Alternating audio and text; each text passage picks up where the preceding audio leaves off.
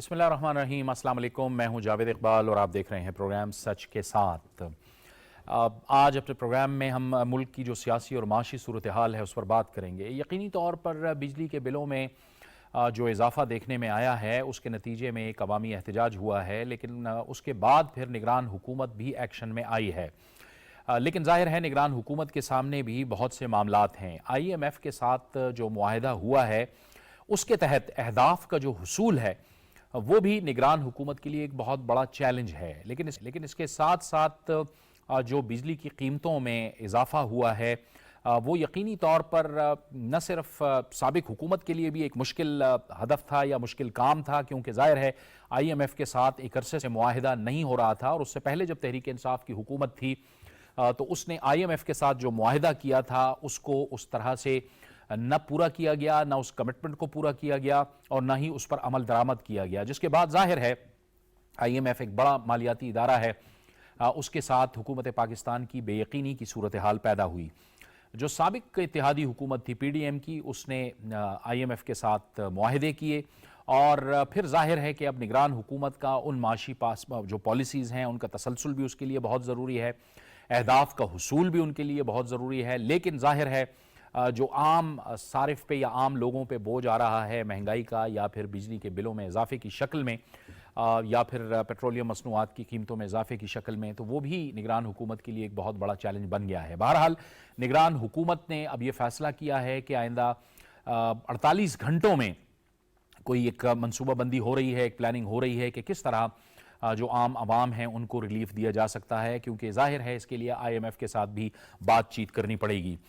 اس کے ساتھ ساتھ ظاہر ہے ایک تو یہ آواز بھی اٹھی تھی کہ جو اہلکار ہیں، جو وہ لوگ ہیں وابڈا کے وہ لوگ ہیں کہ جو مفت یونٹس استعمال کر رہے ہیں، اس میں بھی حکومت کا ایک اہم فیصلہ آیا اور گریڈ 17 سے لے کے 22 تک کے جو ملازمین تھے ان کے فری یونٹس کو ختم کرنے کا فیصلہ کیا گیا۔ لیکن اس کے ساتھ ساتھ ایک اور اہم معاملہ یہ ہے کہ بجلی چوری روکنا یہ بھی ایک ناگزیر معاملہ ہے، یہ بھی اس حکومت کے لیے ایک بہت بڑا چیلنج ہے، اور نہ صرف اس نگران حکومت کے لیے بلکہ پاکستان میں ہر حکومت جو آتی ہے اس کے لیے ایک بڑا چیلنج ہوتا ہے۔ تو یہ ایک معاشی، ظاہر ہے کہ ان تمام معاملات کا پاکستان کی معیشت کے ساتھ تعلق ہے۔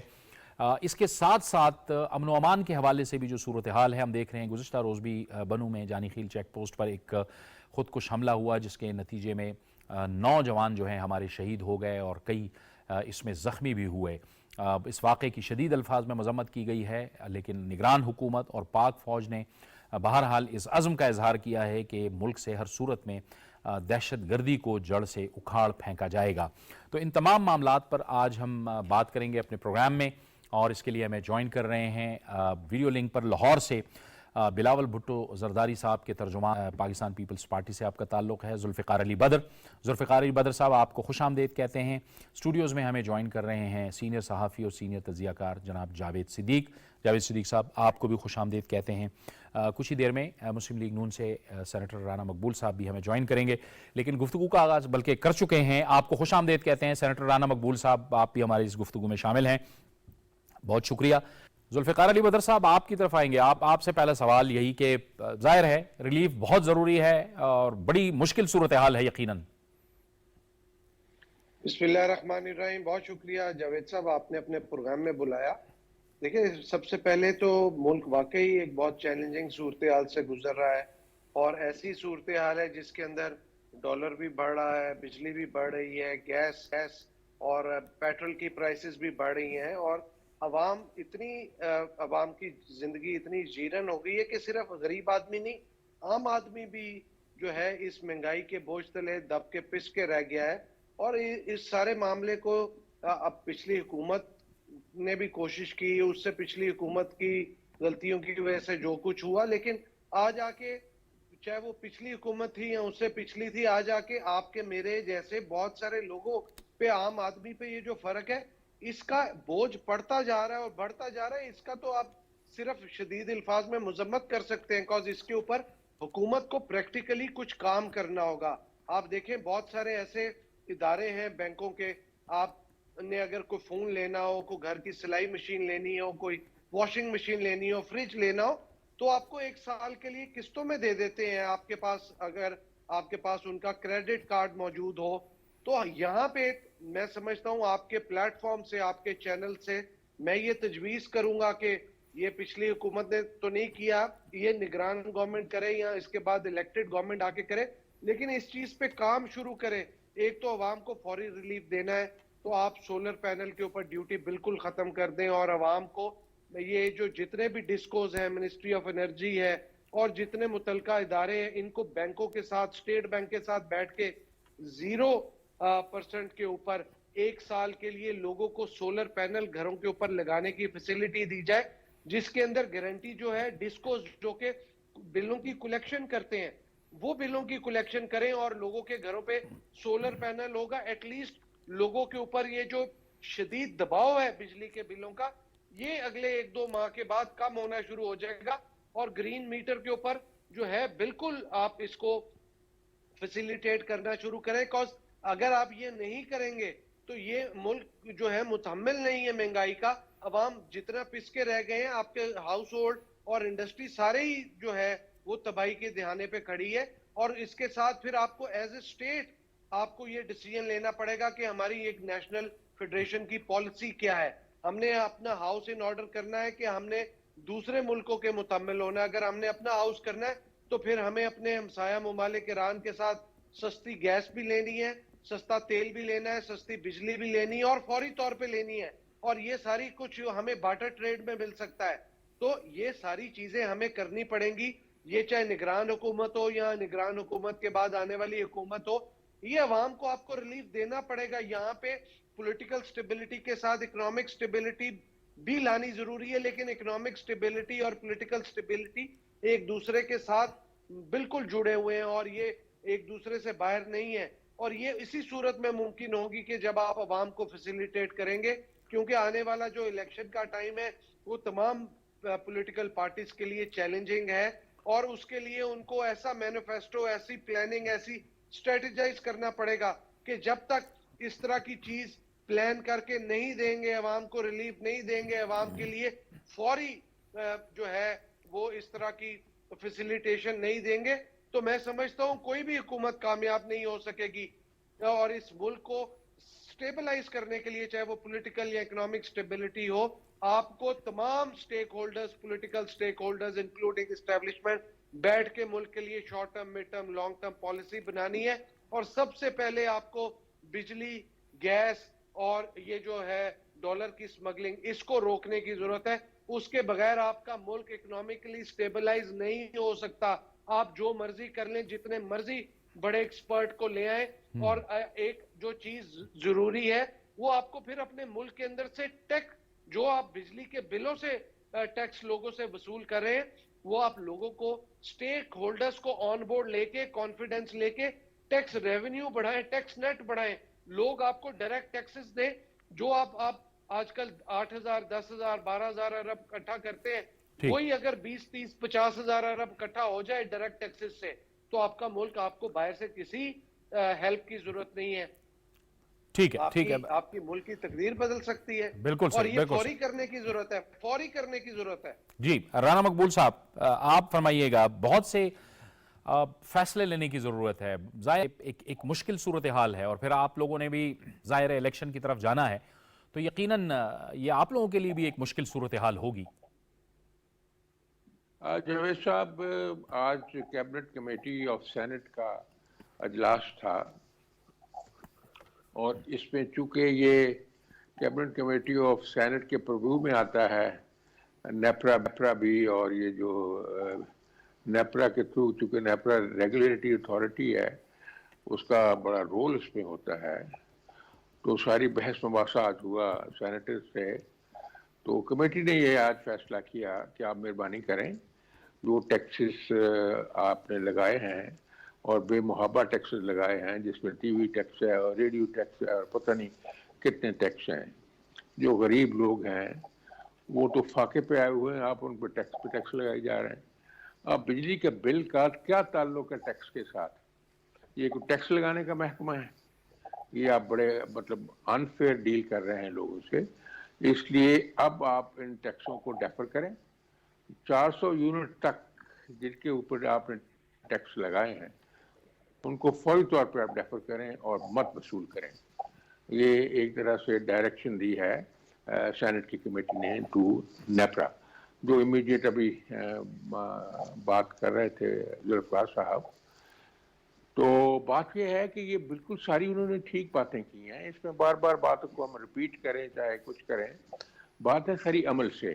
جو انہوں نے بارٹر ٹریڈ کی بات کی ہے، جو آپ نے آئل لینا ہے ایران سے آپ ہمت نہیں کر رہے ہیں، اور ہم نے وہاں 2 پرائم منسٹر بھی گئے، وہاں ایران کے پرائم منسٹر، پاکستان کے پرائم منسٹر، وہاں بارٹر مارکیٹ کا افتتاح بھی کیا، سارا کچھ کیا. اس سے کچھ فائدہ لینا چاہیے نا. ہم یہ نہ ہو کہ روس کے تیل والا صاحب ہر جگہ ہمارے ساتھ ہوتا رہے. وی مسٹ ڈیلیور، اور امیڈیٹلی اس کو روکنا ضروری ہے، کیونکہ کرائسس جو ہے بہت زیادہ ایگریویٹ ہوتا جا رہا ہے اور یہ کنورٹ ہو سکتا ہے انٹو والکینک کنورشن. تو اس لیے ہمیں والکینک ایرپشن میں یہ کنورٹ ہو سکتا ہے. اس لیے اس کو فورسٹال کرنا. نو ڈاؤٹ پرائم منسٹر نے کیبنٹ نے کہا ہے کہ کتنے وقت میں ہم آپ کو اس کا ریلیف دیں گے، تو اب اس کو ڈیلے نہیں کیا جا سکتا. دیکھیں اب یہ جو 2 حادثہ ہو جاتا ہے نا، بلکہ 6 حادثہ ہو جاتا ہے، بلکہ اس سے بھی زیادہ. ابھی آپ دیکھیں کہ وہ زخم تو مندمل کیا ہونے ہیں، وہ تو ابھی بہت گہرے تھے. تو آج یہ جو پیٹرول کا اتنی زیادہ جاتی اور ڈیزل کی طرح جاتی، یہ قوم حکومت برداشت سے باہر ہو گئی ہیں چیزیں. اس لیے اس کے لیے ایمرجنسی ٹریٹمنٹ بہت زیادہ ضروری ہے. ایجوکیشن ٹیمز ہیں، they must take it up with IMF as well. ہم جو لگتا ہے دور دور سے باتیں ہم کرتے رہتے ہیں. پرائم منسٹر نے بہت ہمت کی تھی کہ جی انہوں نے جو ایک پینڈنگ، ایک ڈیلیڈ اور ایک اسٹیل میٹ ہوا ایشو تھا، اس کو اس نے اپنی محنت سے جا کے ایک حد تک ایگریمنٹ کو کر لیا. اب بات یہ ہے کہ اس کو فریش بھی ڈیل کرنے کی ضرورت ہے، کیونکہ ہمارے ملک میں سچویشن ہر ہفتے، ہر 2 دنوں بعد، 10 دنوں بعد بدل رہی ہے. اسی حساب سے ہمیں ان کے ساتھ نیگوسیشن کرنی چاہیے. اگر وہ یہ کہتے ہیں کہ ہم ویسے فاقے سے چلے جائیں تو الگ بات ہے. اگر وہ یہ چاہتے ہیں کہ یہ ایک جو اٹامک پاور ہے، مسلمان ملک ہے اور بڑا کرٹیکلی سچویٹڈ ہے، تو ہمارے پاس چونکہ پاور ہے اور وہ اس نیکسس سے تعلق رکھتے ہیں، یہ دیکھی چھپی بات نہیں ہے. جس نیکسس میں را بڑا ایکٹیو ہے اور موساد بڑا ایکٹیو ہے، اور ایک سب سے بڑے ایک لحاظ سے پاورفل ملیٹریلی جو ہے مسلم ملک کو ہم نے نیچے گرانا ہے، وہ الگ بات ہے. اگر اس چیلنج کو ہمیں اپنے دھیان میں رکھنا چاہیے، آپ کو ساری ایونچویلٹیز کے لیے تیار رہنا چاہیے. یہ قوم کا بہت بڑا امتحان آ چکا ہے. اس میں صرف کاسمیٹک سے، فلسفے سے کام نہیں چلے گا. عملی سٹیپس لینے پڑیں گے، اور ان کی آنکھوں میں آنکھیں ڈال کے ہم نہیں کہتے کہ بلڈ پڑیں، دست میں گریباں ہو جائیں. ہم یہ کہتے ہیں آپ ان سے گفتگو تو کریں، اور اچھی طرح سے گفتگو کریں جیسے پرائم منسٹر نے کی تھی. موجودہ پرائم منسٹر بھی وہاں جا سکتے ہیں، اپنے ڈیلیگیٹس کو ساتھ لے کے جا سکتے ہیں. وہاں جو ڈیموکریٹس کی وہاں حکومت ہے، اس کا بہت بڑا رول ہے IMF میں. ڈیموکریٹس کی حکومت تو ہمیشہ پرو پاکستان رہی ہے، ان لائک جو دوسرے ہیں. تو اس لیے ان ساری سچویشن سے کچھ فائدہ حاصل کرنا چاہیے. اگر ہم نے اور 2 مہینے ڈیلے کر دیا تو اس کے نتائج آپ دیکھیں گے کیا ہوتے ہیں. بالکل پھر ٹھیک، سارا بالکل کچھ بھول جائیں گے جو ہو رہا ہے. ٹھیک تو ٹھیک ہے. دیر از، ہاں یس، یہ ایک طرح سے وارننگ ہے قدرت کی طرف سے کہ ٹھیک، آپ اپنے آپ کو سنبھالیں اور سچویشن سے گریپل کریں. بالکل صحیح، بڑے بالکل اچھے پوائنٹ بنائے ہیں ینگ ہمارے جو ہے پارٹیسپینٹ نے، جی. بدر ذوالفقار نے اور ذوالفقار بدر نے. تو چونکہ ان کے والد صاحب ہمارے بڑے محسن تھے، دوست تھے، اس وجہ سے ہمیں محبت بھی ہے اس بچے کے ساتھ. بالکل ٹھیک. میں معافی چاہتا ہوں بچہ کہہ دیا تو، ویسے تو بہت قابل ہے علم سے کے لحاظ سے اور سوچوں کے لحاظ سے. ٹھیک ٹھیک، بہرحال یہ ایک ہمیں پڑھنا چاہیے کہ کیا لکھا ہوا ہے سامنے، بالکل اور ٹھیک، اسی بالکل حساب سے ٹھیک. ہمیں مقصد ریئیکٹ کہنے بھی کا یہ ہے کرنا کہ چاہیے. جاوید صدیق صاحب کہ ہر صورت میں اب نگران حکومت کو اس بات پہ کرنا چاہیے کہ وہ کسی نہ کسی صورت عوام کو ریلیف دے. جی ہاں، پرائم منسٹر تو کہتے ہیں کہ ہم ریلیف دیں گے، 48 گھنٹوں میں کوئی نہ کوئی ریلیف دیں گے. ایک تو یہ ہو سکتا ہے امیڈیٹلی جو ٹیکسز ڈالے گئے ہیں بجلی کے بلوں میں، ان ٹیکسز کو وہ ختم کر دیں، اس سے ایک بڑا ریلیف ملے گا. ایک یہ تجویز بھی ہے کہ جی اگلے جو ماہ آنے والے ہیں نیکسٹ منتھس میں آپ ان بلوں کو ایڈجسٹ کرتے جائیں. ویسے بھی جب گرمیاں ختم ہو رہی ہیں اب آہستہ سپٹمبر اکتوبر نومبر, تو بجلی کے بلوں کی جو پریشر ہے وہ کم ہوگا, یعنی بجلی کنزمپشن کافی بہتر ہو جائے گی صورتحال. تو ان کو تو کرنا چاہیے, لیکن بحیثیت قوم, بحیثیت سوسائٹی ہمیں سوچنا چاہیے کم از کم پچھلے 30-35 برس سے یہ بجلی کا جو ایشو ہے, اور یہ نہیں ہے کہ پاکستان کے اندر لوگ یہ ایکسپرٹس, دنیا کے ایکسپرٹس ہمیں کہتے رہے ہیں کہ آپ پاور سٹرکچر کو ریفارم کریں. بجلی کی پیداوار اور اس کی فراہمی کا جو نظام ہے اس میں ریفارمز کی ضرورت ہے. مثلا بجلی چوری, اب تو یہ بات سامنے آ چکی ہے, کم از کم 400 ارب روپے کی بجلی چوری ہوتی ہے. یہ تھوڑا نقصان تو نہیں ہے. اس کو پورا کرنے کے لیے یہ ادارے کیا کرتے رہے, واٹ ہیو بین ڈوئنگ, مطلب بالکل خاموش بیٹھے رہے اور بجلی چوری ہوتی رہی اور سارا لاس جو ہے وہ پاکستان کے عوام کے کھاتے میں ڈال دیا. ایک تو یہ بات. سیکنڈلی جو آئی پی پیز ہیں, انڈیپینڈنٹ پاور پلانٹس, ان کے بارے میں اب یہ بات سامنے آ چکی ہے کہ ان کے ساتھ جو ایگریمنٹس ہوئے ہیں ان میں خرابی ہے. یعنی جو کیپیسٹی پیمنٹ کا ایشو ہے کہ جو بجلی وہ خریدی بھی جائے, اگر حکومت خرید رہی ہے, واپڈا خرید رہا ہے, کوئی کنزیومر خرید رہا ہے, وہ جتنی بجلی خرید رہا ہے اس کے مقابلے میں پوری کیپیسٹی جو ہے اس پاور پلانٹ کی اس کو پیمنٹ کرنی ہے, اور وہ ڈالروں میں کرنی ہے. تو اس سے ہمارا جو بہت بڑی بلیڈنگ ہو رہی ہے, ہمیں بہت بڑا نقصان ہو رہا ہے, اس کے اوپر ہی کوئی دھیان نہیں دیا گیا. پچھلی حکومت, اس سے پچھلی حکومت, اس سے 90s میں یہ ایگریمنٹس ہوئے تھے, تب سے اس پر کوئی دھیان نہیں دے گا. تو اب یہ ٹائم آ گیا ہے, اب پاکستانی قوم انتہائی پریشانی کا شکار ہے.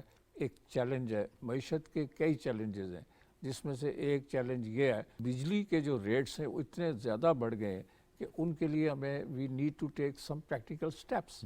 بجلی کی قیمت کو نیچے لانے کے لیے پروڈکشن ایسی پیداوار جیسے سولر کی تجویز دی گئی ہے, سولر کے اوپر ہم جائیں. شہباز شریف صاحب نے ایک اقدام کیا تھا کہ سولر پینلز جو ہیں ان کی امپورٹ کے اوپر کوئی رعایت دی جائے اور لوگ سولر پینل پہ سولر اور ونڈ کے اوپر چلے جائیں. ہائیڈرو پاور جو ہے, اگر ہم ڈیم نہیں بنا سکے یہ بھی بدقسمتی ہے. بر وقت اگر ہم ڈیمز اور بنا لیتے 2-3 اور چھوٹے ڈیمز, تو بھی ہمیں ہائیڈرو پاور جو ہے وہ بہت سستی پڑتی ہے. تو ہم بجلی کی قیمت گھٹا سکتے تھے, اور یہ جو دباؤ ہے یہ صرف عوام کے لیے نہیں ہے, جو آپ کے کارخانے ہیں جنہوں نے ایکسپورٹس کرنی ہے وہ بھی اس سے متاثر ہیں, اور وہ یہ چیخ کے کہہ رہے ہیں کہ جو ہمارے پروڈکٹس مہنگے ہو رہے ہیں بجلی کی مہنگی ہونے کی وجہ سے, اور ہم جو ہمارے کمپٹیٹرز ہیں جن میں بنگلہ دیش ہے, جن میں انڈیا ہے, چائنا تو خیر ہے ہی ہے, چھوٹے کئی اور ملک جو ہیں ہم ان کا مقابلہ نہیں کر پا رہے کیونکہ وہاں بجلی کے ریٹس کم ہیں, پاور ریٹس کم ہیں. سو یہ ایک ملٹی ڈائمینشنل ایشو ہے. اس کے اوپر پوری جو ہمارے ماہرین ہیں, جو اکانومسٹ ہیں, جو پلانرز ہیں, ان کو بیٹھ کے فیصلہ کرنا پڑے گا. صرف نشستند, گفتند اور برخاستند کی جو ایک پہلے محفلیں ہوتی رہی ہیں, اب وہ کام نہیں ہوگا. اب یہ ان کو پریکٹیکل سٹیپس لینا پڑیں گے. یہ بہت ضروری ہے. چاہے یہ حکومت لے گی تو کہتے ہیں جی ہمارا مینڈیٹ صرف الیکشن کرانا ہے, محدود ہے, لیکن آگے جو حکومت آئے گی اس کے تو بے پناہ چیلنجز ہوں گے, جس میں سیکورٹی چیلنج ہے, جس میں اکنامک چیلنج ہے, جس میں اور کئی طرح کے جیو اسٹریٹجک چیلنجز ہیں. وہ تو خیر ان کا کام ہے, وہ کیسے نمٹیں گے. لیکن فی الحال یہ جو بجلی کا ایشو ہے اس کے لیے میں سمجھتا ہوں کہ سارے سٹیک ہولڈرز کو بیٹھ کے فیصلہ کرنا چاہیے, اور اس کے لیے سب کی سجیشنز کو اوپن ہارٹیڈلی سننا چاہیے اور ویلکم کرنا چاہیے کہ اگر کوئی اس میں سے حل نکل سکتا ہو. ٹھیک ہے. یہ ذوالفقار علی بدر صاحب اور سینیٹر رانا مقبول صاحب دونوں کے لیے آپ کے لیے یہ سوال ہے. پہلے میں ذوالفقار علی بدر صاحب کے پاس جاؤں گا. ذوالفقار علی بدر صاحب, آپ کے ناقدین یہ کہتے ہیں کہ جی یہ آپ کی چونکہ اتحادی حکومت تھی تو آپ لوگ بھی اس کے ذمہ دار ہیں. اس کو اس طرح سے دیکھا جائے یا پھر اس کو اس طرح سے دیکھا جائے کہ آپ کی حکومت سے پہلے تحریک انصاف کی ایک حکومت تھی جس نے آئی ایم ایف کے ساتھ کمٹمنٹ کی اور ان کمٹمنٹس کو پورا نہیں کیا, اور اس کے بعد بادل ناخواستہ آپ کو ظاہر ہے ایک عرصے بعد ایگریمنٹ کرنا پڑا, اور ایسی ایک صورتحال کا اب ہمیں سامنا ہے. بالکل. میں آپ کے اس سوال سے پہلے ایک تو میں رانا مقبول صاحب ہمارے بڑے ہیں, بزرگ ہیں, ان کا शुक्रिया अदा करूंगा। उन्होंने मेरे वालिद के साथ उनका बड़ा प्यार का, इज्जत का ताल्लुक था, तो उन्होंने मेरे लिए जो अल्फाज कहे, मैं राना साहब को आपके प्लेटफॉर्म से एक रिक्वेस्ट करना चाहूंगा। ये जो सेनेट की कमेटी के अंदर 400 यूनिट तक की बात की है, अगर इसके अंदर थोड़ा सा सर इसके अंदर चीजों को ऐड कर लिया जाए कि जो लोग डायरेक्ट टैक्स पे करते हैं उनके ऊपर भी टैक्स जो है ना लगना नहीं चाहिए। बिकॉज ये भी बड़ा नुकसानदेह चीज है कि एक शख्स डायरेक्ट टैक्स दे रहा है पिछले 5, 10, 15 साल से, और उसको बिजली के बिल में जो शख्स नहीं भी टैक्स दे रहा उसको भी लग के आ रहा है, जो दे रहा है उसको भी लग के आ रहा है। इसके ऊपर भी डिस्क्रिमिनेशन नहीं होनी चाहिए। तो इसके ऊपर थोड़ा सा ये भी काबिल गौर एक चीज है, अगर मेहरबानी करके इसको भी आप अपने एजेंडे में ऐड कर लेंगे तो।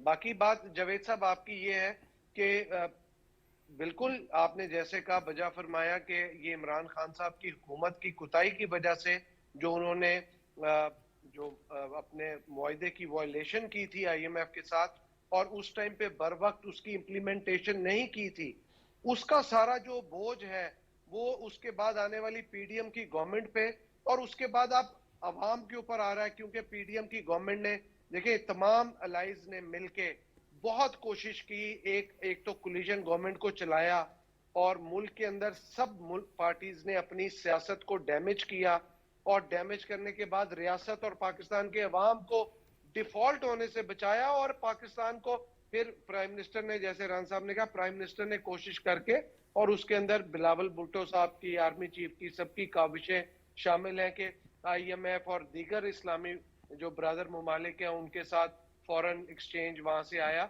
और पाकिस्तान को थोड़ा सा एक बैकअप दिया कि वो जो एक डिफॉल्ट की तरफ मामला जाना था उससे हम बाहर निकल गए।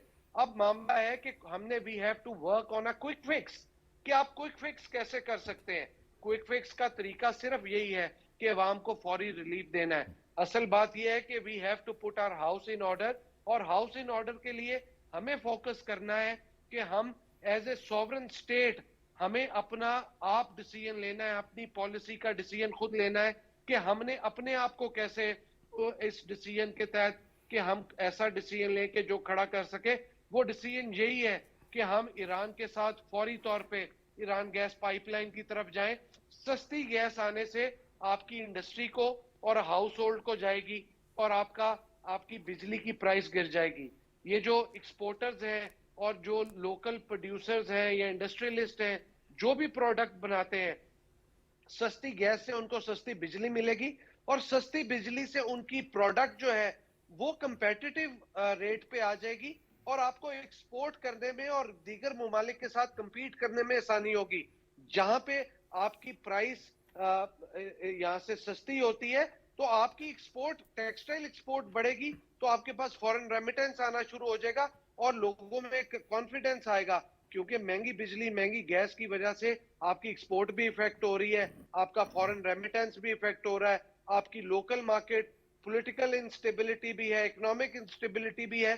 तो इसको क्विक फिक्स चाहिए। इसको चाहे सारे स्टेक होल्डर्स आके बैठे, या ये निगरान गवर्नमेंट ऐसा स्टेप ले जो कि आने वाली जो पॉलिटिकल इलेक्टेड गवर्नमेंट है वो भी करे कि इसमें सोलर पैनल्स के ऊपर बिल्कुल लोगों को फैसिलिटेट करे, जीरो ड्यूटी, ग्रीन मीटर के ऊपर जीरो ड्यूटी, और बिल्कुल उनसे पैसे ना लिए जाए, और तमाम बैंकों के साथ, स्टेट बैंक के साथ बैठ के फैसिलिटेशन दी जाए, और डिस्ट्रीब्यूशन कंपनीज उसको गारंटी करे कि जिन लोगों के घरों में होगा तो उनको उनकी कलेक्शन डिस्ट्रीब्यूशन कंपनी करेगी, ताकि बैंक भी सिक्योर है, डिस्ट्रीब्यूशन कंपनी भी सिक्योर है, और हाउस होल्ड को भी सस्ती बिजली मिले।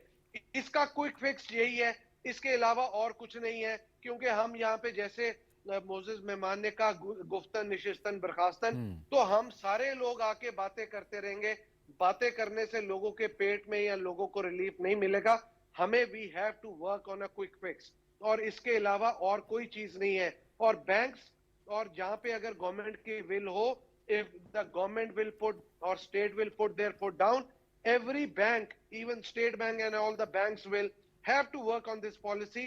और आपको बाहर से 1000 कंपनीज हैं जो सोलर पैनल भिजवा सकती हैं, और लोगों को आप अगले 1 महीने 2 महीने के अंदर फौरी रिलीफ देना शुरू कर सकते हैं, ताकि लोगों को ये रिलीफ देने से लोगों का जो एक इकोनॉमिक साइकिल है जो डिस्टर्ब हो रहा है, जिसकी वजह से हम اور ہر شخص جو کہ ایک نارمل زندگی گزارا ہے، عام طبقہ فکر، غریب نہیں، عام شخص بھی جو جس کی زندگی جیرن ہو رہی ہے، اس کو ریلیف دے کے اس کو نارمل فیسیلیٹیشن میں لانا ہے تاکہ لوگوں کا نارمل سائیکل چل سکے، کیونکہ یہ مینٹل سٹریس بھی ہے اور اس سے مزید سٹریس سے مزید بیماریاں اور ہیلتھ ایشوز بھی آ سکتے ہیں. So we have to work on a quick fix. ٹھیک ہے، بالکل ٹھیک کہہ رہے ہیں کہ آپ کہہ رہے ہیں کہ کوئک فکس پہ کرنا ہوگا.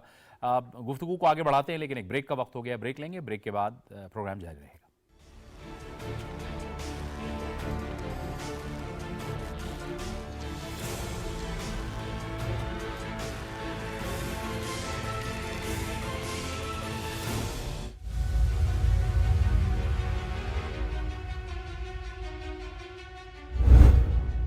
سید علی گیلانی کا شمار تحریک آزادی کشمیر کے عظیم ترین رہنماؤں میں کیا جاتا ہے. سید علی گیلانی کو ان کے ناقابل شکست جذبہ آزادی کے لیے ہمیشہ یاد رکھا جائے گا. سید علی گیلانی بھارت کے غاصبانہ قبضے کے خلاف کشمیری عوام کی مزاحمت کی علامت ہیں. حق کے خود ارادیت کے مطالبے کی پاداش میں سید علی گیلانی نے کئی سال نظر بندی میں گزارے. حق کے خود ارادیت کی تحریک میں سید علی گیلانی کی خدمات کو ہمیشہ یاد رکھا جائے گا.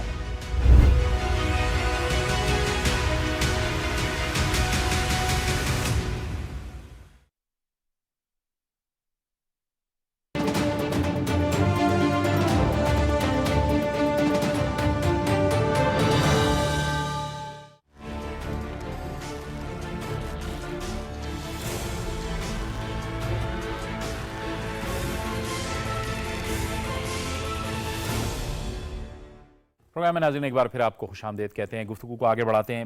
سینیٹر صاحب آپ کی طرف آ رہے ہیں اور سوال وہی ہے جو میں نے ذوالفقار علی بدر صاحب سے پوچھا تھا کہ وہ انگلیاں اٹھتی ہیں پھر آپ کی حکومت کی طرف بھی، لیکن کیا ہم صرف اسی معاملے کو دیکھیں یا اس سے جو سابقہ حکومت ہے وہ اس کا بھی پس منظر انتہائی ضروری ہے؟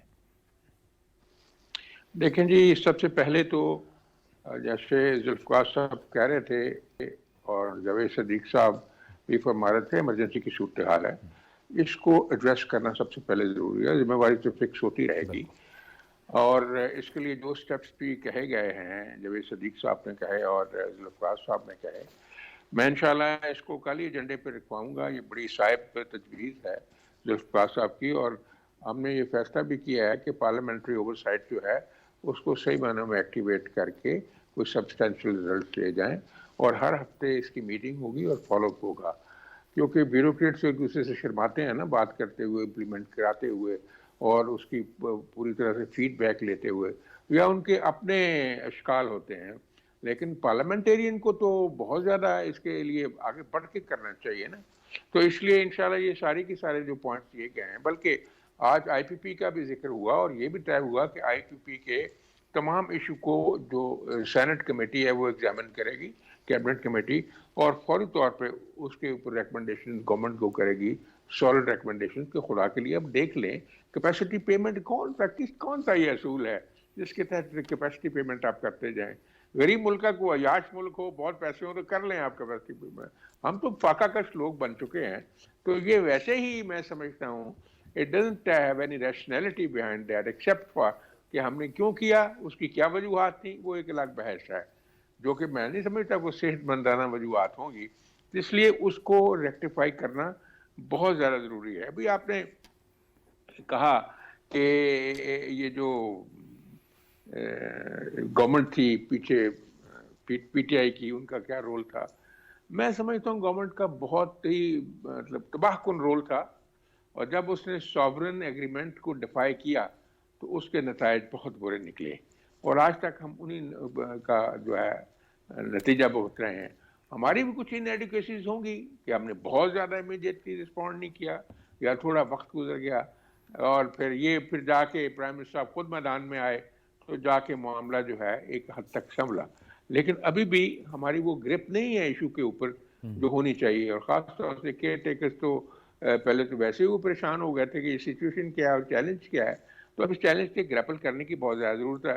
میں اگر آپ ذمہ داری فکس کرنے پہ آتے ہیں نا جی، تو میں آپ کو عرض کروں گا سمپل سی ریزن ہے. پہلے بھی میں نے آپ سے بات کی تھی 1991 से 93 तक जब मुस्लिम लीग की हुकूमत थी, मियां नवाज शरीफ प्राइम मिनिस्टर थे, तो आपको पता है एक्सेलरेशन हुई, बड़ी बहुत ज़्यादा डेवलपमेंट भी होनी शुरू हो गई और रेट्स भी चढ़ गए, ग्रोथ रेट, और काफ़ी ज़्यादा इन्वेस्टमेंट भी आई। और उस वक्त मनमोहन सिंह जो है, he was finance minister of India, he came over to Pakistan to study the system कि ये इतनी ज़्यादा स्पेक्टेकुलर ग्रोथ क्यों हुई है। तो वो इस मॉडल को ले गया और उसने जाके उसको इमिटेट किया, रिफाइन किया, उसके ऊपर मेहनत की, और आप देखें फिर इंडिया ने, और उस वक्त उनके जो थे फॉरेन जो है एक्सचेंज रिजर्व उनके थे $2.1 बिलियन, इतने बड़े मुल्क के। अब वो कहाँ की कहाँ पहुंच गए, हम क्यों यहाँ फिर रहे हैं और परेशान हैं। उसकी वजह ये है कि हमारे यहाँ कंटिन्यूटी नहीं है। जो सबसे इम्पोर्टेंट चीज़ है कंटिन्यूटी।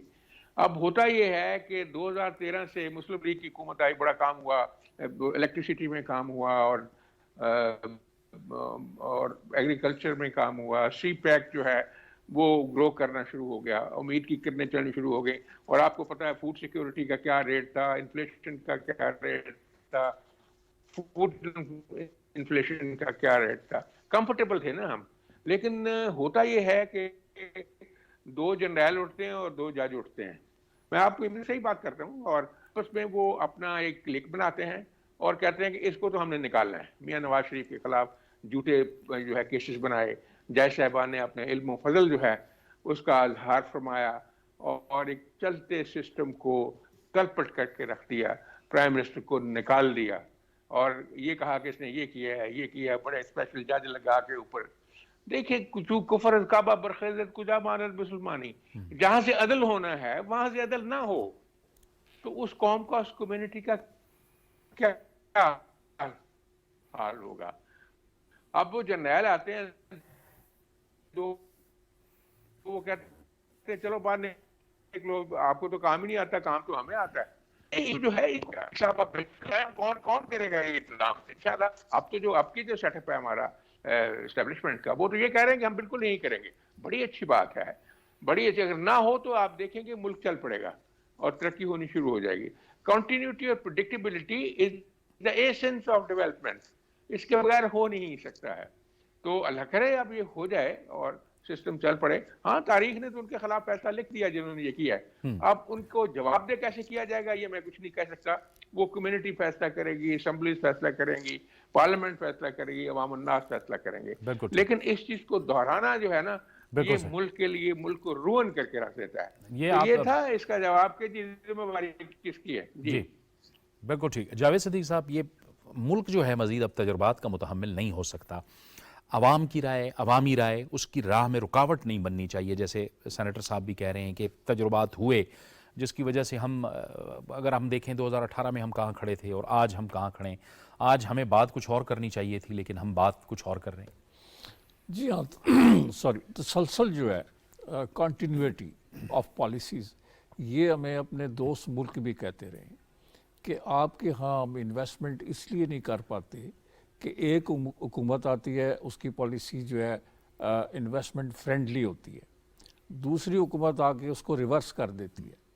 तो एक जो इन्वेस्टर है दुनिया भर में, वो ये चाहता है कि वहाँ एक स्टेबल इन्वायरमेंट हो, फ्रेंडली इन्वायरमेंट हो, दोस्ताना माहौल हो, उसमें हम इन्वेस्ट करेंगे। अगर उनको वहाँ पता हो कि एक हुकूमत जो है वो इन्वेस्टमेंट के हक़ में है, दूसरी आके उसके रास्ते में रुकावटें खड़ी कर देगी, तो इन्वेस्टमेंट जो है वो नहीं आ सकेगी। और मुल्क जो है आज के दौर में फॉरेन और डोमेस्टिक इन्वेस्टमेंट्स की वजह से ऊपर उठते हैं, ग्रोथ रेट बढ़ता है, बेरोज़गारी के ख़ात्मे का सबसे बड़ा जो है ना सोर्स जो है वो इन्वेस्टमेंट है, बोथ डोमेस्टिक एंड फॉरेन, वो भी नहीं होती।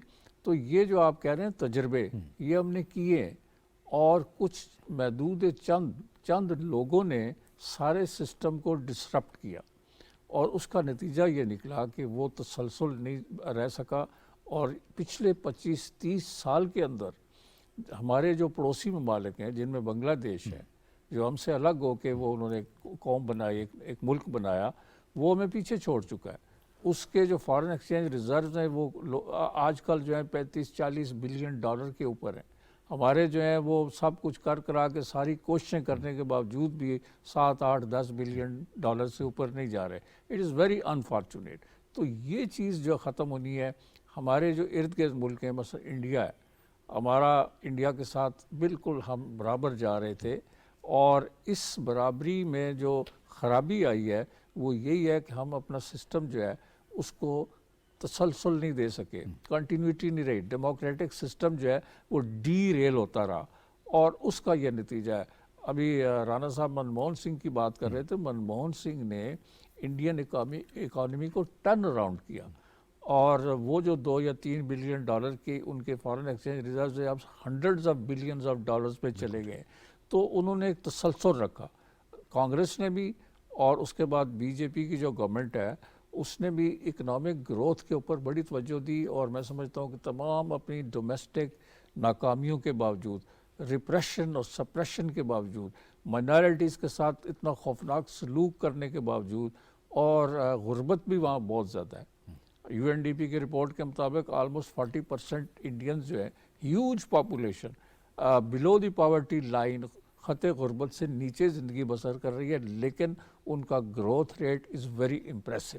اور آج اسی لیے انڈیا جو ہے وہ انٹرنیشنل سٹیج پہ اسرٹ کر رہا ہے اور کہہ رہا ہے کہ جی ہم تو سپر پاور ہیں, اور وہ چاند پہ بھی چلیں گے. تو ہمیں اپنا محاسبہ کرنا ہے کہ ہم نے کہاں غلطیاں کی ہیں. غلطیاں یہی ہیں کہ ہم جمہوری نظام کو نہیں چلا سکے, ڈیموکریٹک انسٹیٹیوشنز کو اسٹرینتھن نہیں کر سکے, اور ڈیموکریٹک ویلیوز کو پروموٹ نہیں کر سکے. نتیجہ یہ نکلا کہ اس ڈسرپشن سے, اس خلل کی وجہ سے ہم وہ تسلسل قائم نہیں کر سکے, اور یہ جو بار بار کے تجربات جیسے آپ نے کہا ہوتے رہے. اور آج ہم یہ حالت ہے کہ نہ ہمارے پاس فوڈ سیکورٹی ہے, ہمارے پاس تیل کی قیمتیں خوفناک حد تک بڑھ رہی ہیں, بجلی کی قیمت تو پورا ملک جو ہے اس پر چیخ و پکار کر رہا ہے. تو یہ ہم ایک بڑی نازک صورتحال میں, تو میں سمجھتا ہوں کہ this is the time to learn lesson, کہ ہم نے پیچھے کیا غلطیاں کی ہیں, ان غلطیوں سے سبق سیکھتے ہوئے اپنی مستقبل کی جو راہ ہے اس کو بالکل درست کر لیں. ٹھیک ہے. ذوالفقار علی بدر صاحب, ظاہر ہے کہ آپ لوگ میثاق معیشت کی بات کرتے رہے, آصف علی زرداری صاحب بھی اسمبلی میں بات کرتے رہے, میاں شہباز شریف صاحب بھی بات کرتے رہے. ایسا لگتا ہے کہ 2 ہی بڑی جماعتیں جن کو اب لیڈ لینی پڑے گی, ظاہر ہے جیسے میثاق جمہوریت ہوا تھا, کیونکہ ملک میں سیاسی استحکام کے لیے جب سیاسی استحکام ہوگا تو معاشی استحکام ہوگا, اور معاشی استحکام تبھی ہوگا جب پالیسیز میں تسلسل ہوگا, بھلے جس کی بھی حکومت ہو, لیکن کم از کم معاشی پالیسیز کے حوالے سے ایک لائن لینی پڑے گی. بالکل جاوید صاحب, اٹس اے پولیٹیکل اکانومی. اور آصف علی زرداری صاحب نے تو جب 2018 میں حکومت آئی ہے جس میں بلاول صاحب نے ان کو بولا تھا کہ یہ سلیکٹڈ گورنمنٹ ہے عمران خان صاحب کو, تو یہ ساری بات اس ٹائم آصف علی زرداری صاحب نے on the floor of the house کہی کہ ہمیں آئے بیٹھیں اور ہم بیٹھ کے کرتے ہیں اور انکنڈیشنل کرتے ہیں, ہماری کوئی کنڈیشن نہیں ہے کہ چارٹر آف اکانومی پہ آئیں. اور یہی بات شہباز شریف صاحب نے کی. اور پھر ابھی آصف علی زرداری صاحب نے کچھ عرصہ پہلے federation of chamber of commerce میں وہ آئے تھے, یہاں پہ ایڈریس کیا, تو انہوں نے تمام پولیٹیکل فورسز کو, سٹیک ہولڈرز کو دعوت دی کہ آئیں بیٹھ کے ایک چارٹر آف اکانومی کرتے ہیں. اس کی وجہ continuity of policies is very important for the country, because آپ کی اکانومی اور پالیٹکس جب تک ایک دوسرے کا دونوں میں سٹیبلٹی نہ ہو, یہ ملک آگے متحمل نہیں ہو سکتا. اس کے لیے پولیٹیکل سٹیبلٹی کا بھی ہونا ضروری ہے اور اکنامک سٹیبلٹی کا بھی ہونا ضروری ہے, اور یہ دونوں کا آپس میں ایک ایسا لنک ہے کہ یہ ایک دوسرے کے بغیر آگے چل نہیں سکتے. اور ہمارا ملک جو کہ نمبر آف چیلنجز ہے, ہمارے ملک نے پچھلے 16 ماہ میں بھی, اس سے پچھلی حکومت میں بھی ایڈریس نہیں ہو سکے. 16 ماہ میں تمام پولیٹیکل پارٹیز نے اپنی سیاست کو ڈیمیج کیا, لیکن جس حد تک کوشش کر سکتے تھے کی, بٹ ہمیں اس سے آگے چلنا ہے. ماضی کی غلطیوں سے سیکھ کے we have to move forward, because اگر ہم پیچھے دیکھ کے اور یہی کہتے رہیں گے اس نے یہ کیا اور اس نے یہ نہیں کیا, we have to fix the problem. Well, there is a saying in English that a stitch in time saves 9. So it's now about time کہ ہمیں we have to stitch in time to save 9. Because اگر ہم ابھی یہ کام نہیں کریں گے تو میں سمجھتا ہوں بہت لیٹ ہو جائیں گے, اور ہمیں we have to pass on a good legacy, good to our coming generations. हमारे बड़ों ने तो कोशिश की, उन्होंने मेहनत की, बट समहाउ ये सिस्टम का खलल था या जो भी था, they couldn't deliver and perform and bring a good system, good governance to the nation. वो उस तरीके से डिलीवर नहीं कर सके. बट इट्स अबाउट टाइम कि उन जो लोग हमारे बड़े बैठे हैं, they have to pass on a good legacy, good governance system, और उसके लिए तमाम स्टेक होल्डर्स और including establishment, political forces, stake holders को इकट्ठा बैठ के ये डिसीजन करना है कि हमें इस मुल्क को स्ट्रॉन्ग करना है, स्ट्रेंथन करना है, पीसफुल करना है, प्रॉस्परस करना है और फ्यूचरिस्टिक करना है.